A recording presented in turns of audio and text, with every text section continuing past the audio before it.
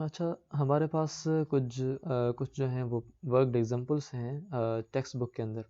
जिसमें पहला जो वर्कड एग्जांपल है चैप्टर नंबर 3 के अंदर लिखा हुआ है कि एक फोर्स है 50 न्यूटन की जो अप्लाई हो रही है एक बॉक्स के ऊपर जिसका मास 8.16 है। फोर्स है और वो कितने की है जी? 50 न्यूटन की। तो हमने लिखा कि 50 न्यूटन फोर्स है, तो यहाँ लिख दिया हमने 50 Newton. In the same way उसने कहा कि मास जो है 8.16 किलोग्राम है, तो हमने यहाँ लिखा कि मास जो है वो 8.16 किलोग्राम है।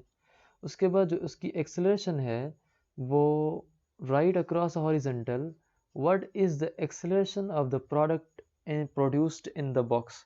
उस बॉक्स में जिसका मास 8 किलोग्राम है, जिसको फोर्स 5 न्यूटन लगाई गई है, उसकी जो एक्सेलरेशन है वो क्या है। मिसाल ये बॉक्स है, इसको आपने जो फोर्स दी है वो कितनी है जी? 50। इसके अंदर एक्सेलरेशन प्रोड्यूस कितनी हुई है बताएं।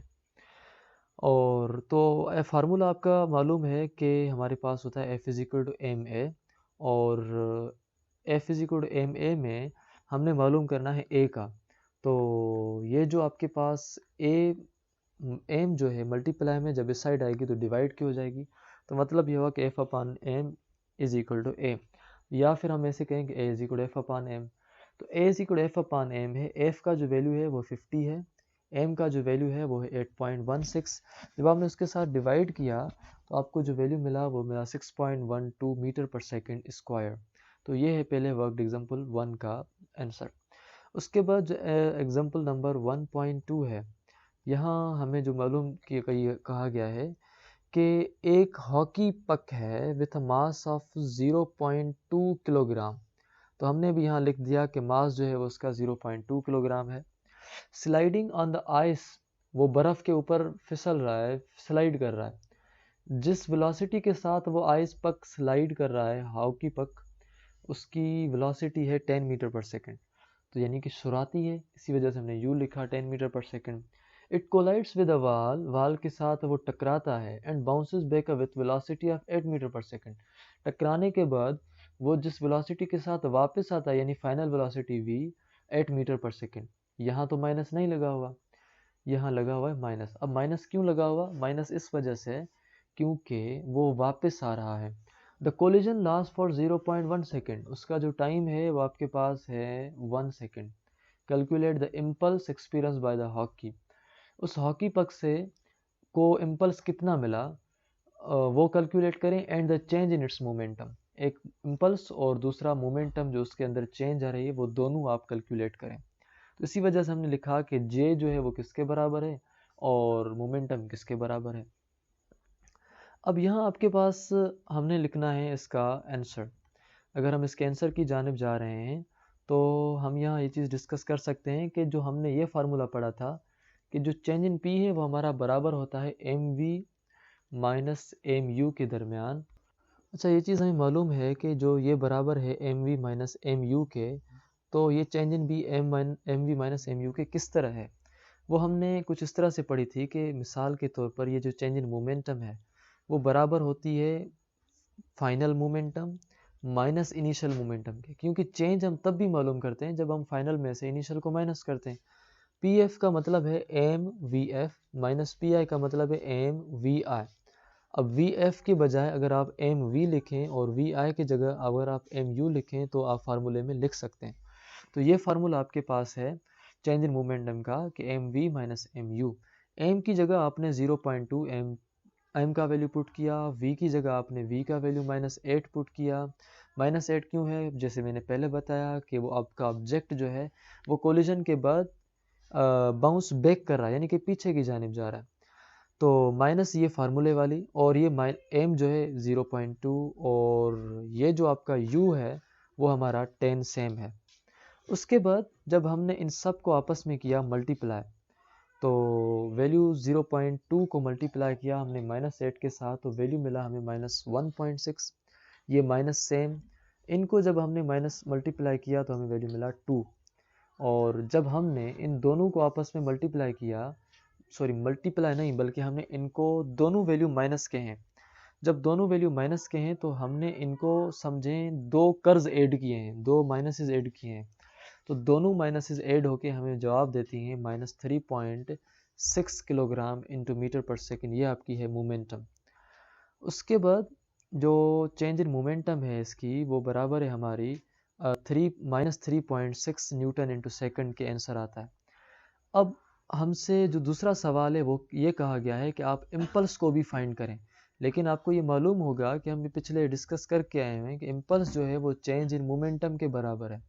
अगर इम्पल्स आपकी चेंज इन मोमेंटम के बराबर है तो मतलब ये हुआ कि जो वैल्यू इम्पल्स का वही वैल्यू आपका मोमेंटम का, या जो वैल्यू मोमेंटम का वही वैल्यू आपका इम्पल्स का। अब जो वर्क एग्जाम्पल 3.3 है इसके अंदर कुछ चीज़ें हमें कही गई हैं, वो हम अगेन डिस्कस कर लेते हैं। दो ऑब्जेक्ट्स हैं, एक ऑब्जेक्ट ए है और दूसरा ऑब्जेक्ट बी है। वो शुरू में रेस्ट पर थे। इसका मतलब ये हुआ कि उनकी u1 यानी ua और ub वो वेलोसिटी ज़ीरो होंगी। ये देखें आप, ua भी ज़ीरो है और ub भी ज़ीरो है क्योंकि वो शुरू में रेस्ट में है। u का मतलब इनिशियल, a का मतलब है a की वेलोसिटी इनिशियल, और वो फ्रिक्शनल सरफेस पर है, मतलब कोई रेजिस्टेंस का इसके ऊपर अमल दखल नहीं है। Object A has mass of 0.5 kilogram. Object A को जो मास है वो 0.5 किलोग्राम है, वो हमने यहाँ लिख दिया है कि वो आपका 0.5 किलोग्राम इनका जो है वो मास है। इसी तरीके से आपके पास जो ऑब्जेक्ट बी है उसका जो मास है वो 0.8 किलोग्राम है। तो ऑब्जेक्ट बी की जगह अब हमने लिखा है कि वो 0.8 किलोग्राम हमने यहाँ सिंपल लिखा। और ऑब्जेक्ट ए जो है वो कोलाइड कर रहा है ऑब्जेक्ट बी के साथ। After the collision object A moves to the right at a velocity of 4 metre per second.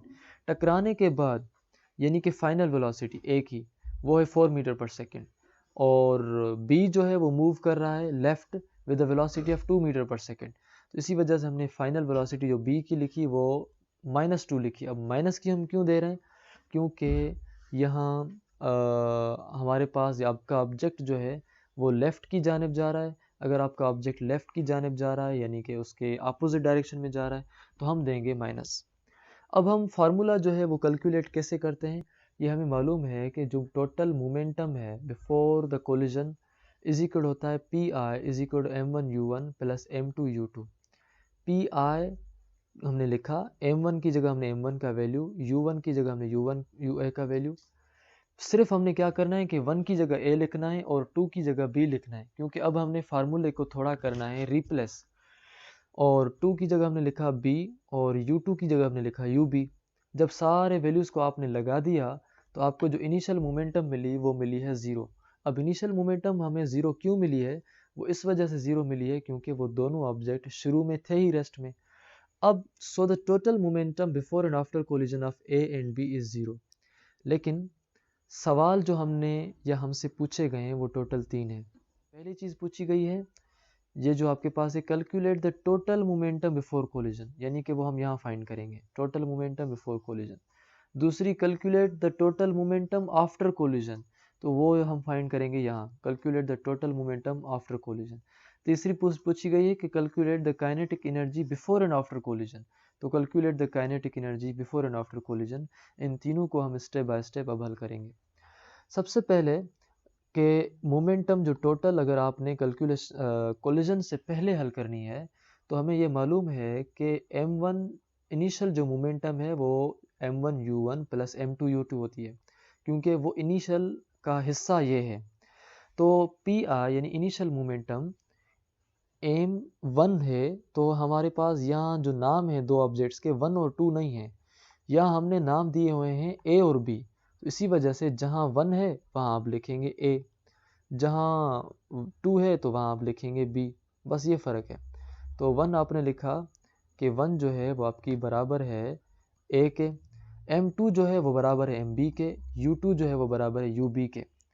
ma का जो वैल्यू है वो 0.5 है, आपने यहाँ लिखा है।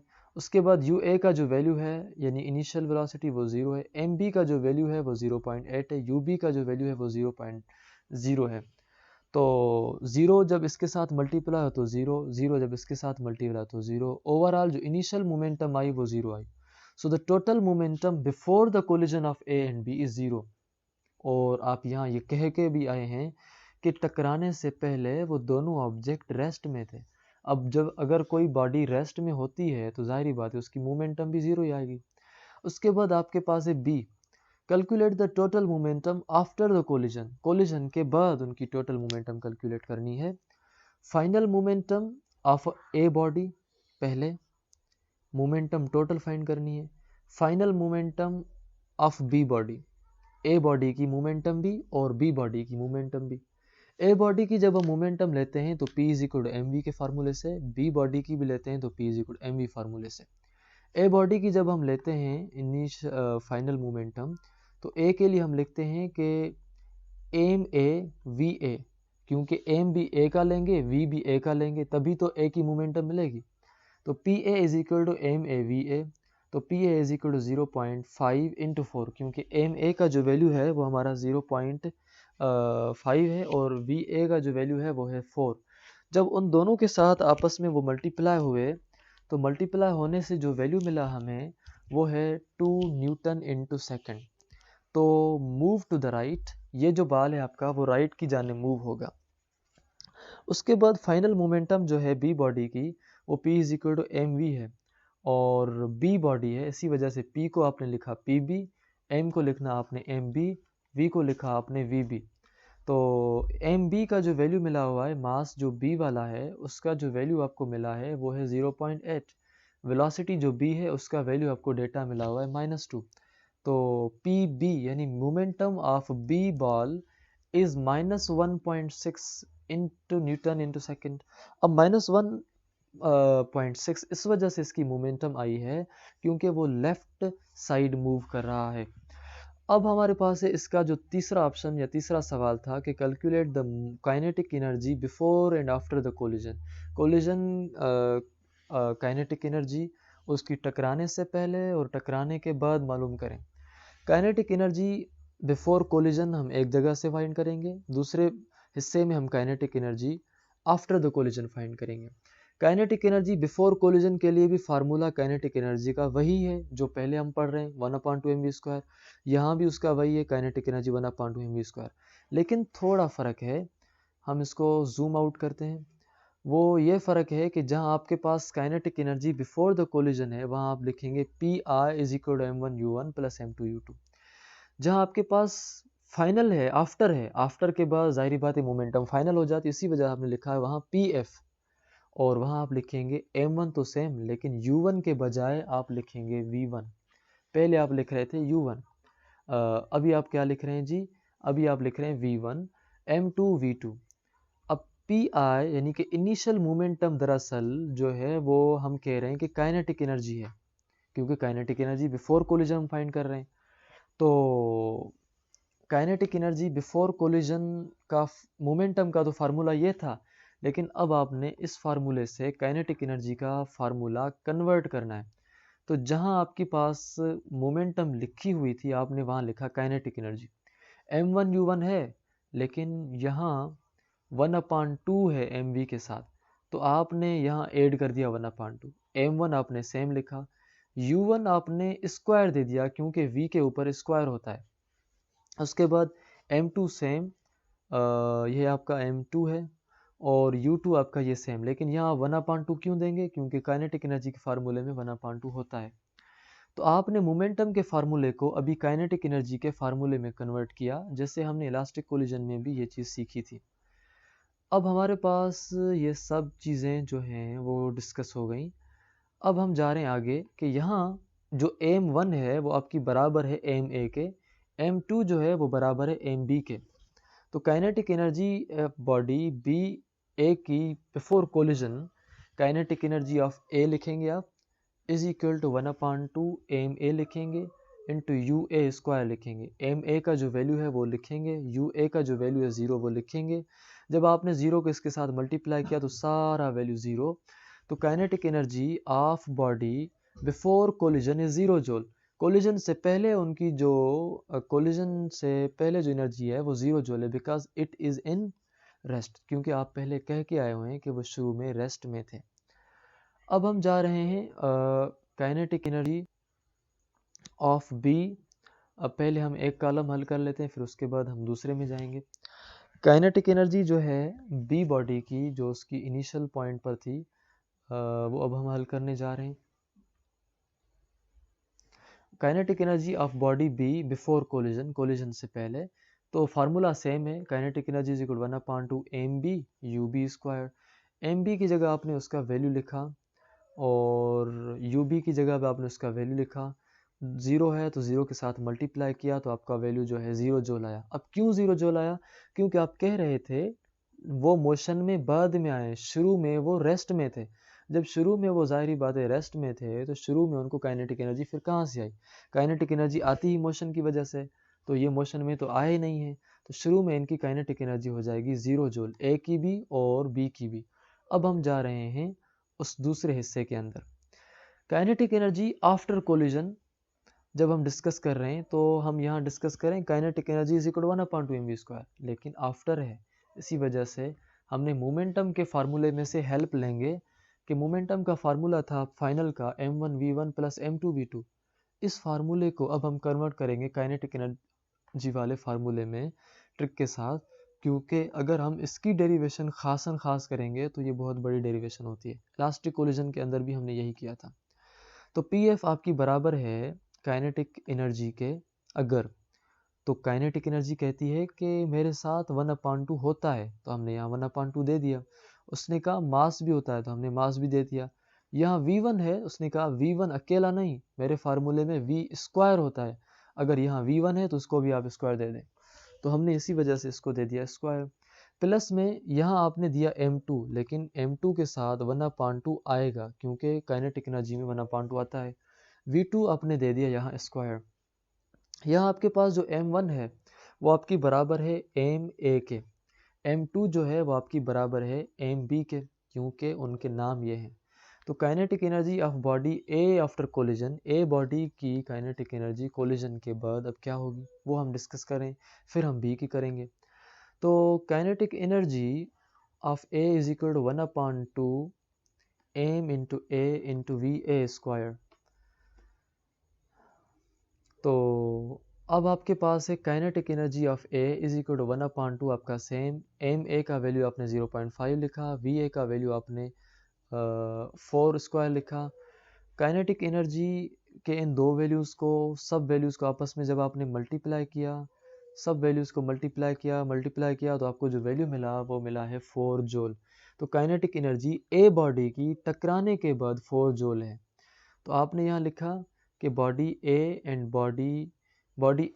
बॉडी बी है सेम एनर्जी। बॉडी ए को और बॉडी बी को जो एनर्जी है, अच्छा सेम कैसे? अब हमने यहाँ की थी डिस्कस ए की, अब हम जा रहे हैं उसकी तरफ, बी की तरफ। Kinetic energy body B after collision, तो काइनेटिक एनर्जी ये बॉडी बी है 1/2 M B V B square. तो काइनेटिक एनर्जी 1/2 की जगह आपने 1/2 लिखा, एम बी की जगह आपने वैल्यू 0.8 इसका लिखा, वी बी की जगह आपने इसका वैल्यू -2 ये सेम लिखा। जब आपने इन सब वैल्यूज़ को मल्टीप्लाई किया तो आपको वैल्यू मिला 1.6 जूल। तो काइनेटिक एनर्जी ए की आई है 4 जूल, काइनेटिक एनर्जी बी की आई है 1.6 जूल। काइनेटिक एनर्जी ए और बॉडी बी की सेम एनर्जी है, because after collision they are moving with same. अब ये किस तरह हम देखेंगे, क्योंकि उन वो दोनों साथ मूव कर रहे हैं। तो total kinetic energy after collision जो है वो हम डिस्कस करेंगे kinetic energy of A into में काइनेटिक एनर्जी ऑफ बी। तो 4 जूल को हम ऐड किया 1.6 जूल के साथ, तो हमें जो वैल्यू मिला वो मिला है 5.6 joule. And if you need these notes we will provide you on our website.